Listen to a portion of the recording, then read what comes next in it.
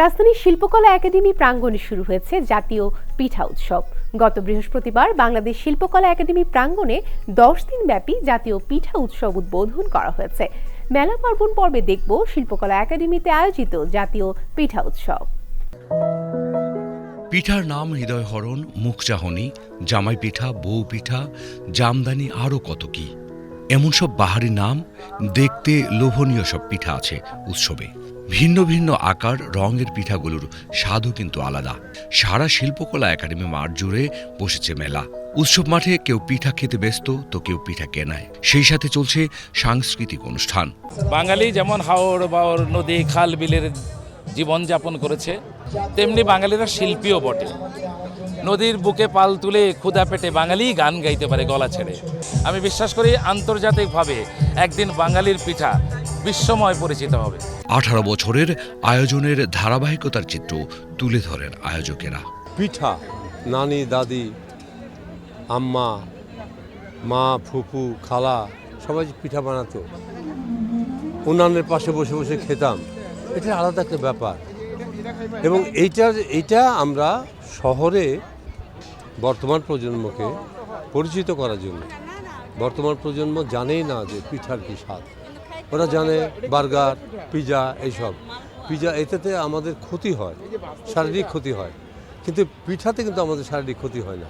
Pizza ও বার্গারের মতো খাবারের চাপে পিঠাপুলি হারিয়ে যাচ্ছে বলে অভিযোগ করে আয়োজকরা বলেন, যার কারণে তারা পিঠাপুলির ঐতিহ্যকে ধরে রাখতে প্রজন্মকে পিঠা সম্পর্কে ধারণা দেওয়ার জন্য এই আয়োজন।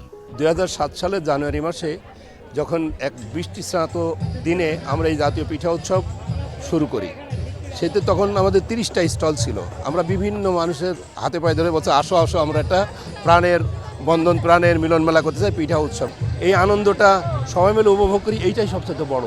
পরিবর্তিত পরিস্থিতিতে উৎসবে মানুষের অংশগ্রহণ চোখে পড়ার মতো। সারা দেশের প্রায় প্রতিটি জেলা থেকে পিঠা শিল্পীরা পিঠা নিয়ে অংশগ্রহণ করছেন উৎসবে।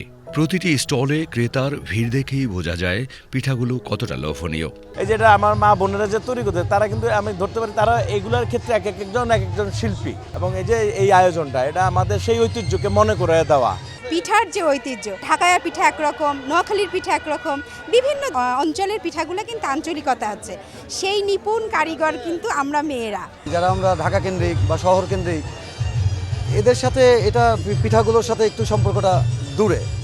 তো আমি বিশ্বাস করি যে আজকে জাতীয় পিঠা উৎসবে যারা আয়োজন করেছে তাদেরকে ধন্যবাদ জানাই। পিঠা উৎসব একসময় গ্রামীণ সার্বজনীন উৎসব ছিল, বর্তমানে শহুরে উৎসবে পরিণত হয়েছে। এভাবেই নতুন ঐতিহ্যের সৃষ্টি হয়। শহুরে মানুষ পিঠা কিনছেন, বাসায় নিয়ে যাচ্ছেন। শিল্পকলা একাডেমি মাঠে 10 দিনব্যাপী মেলায় 70টি স্টলে প্রায় 200 ধরনের পিঠা নিয়ে বসেছে উদ্যোক্তারা।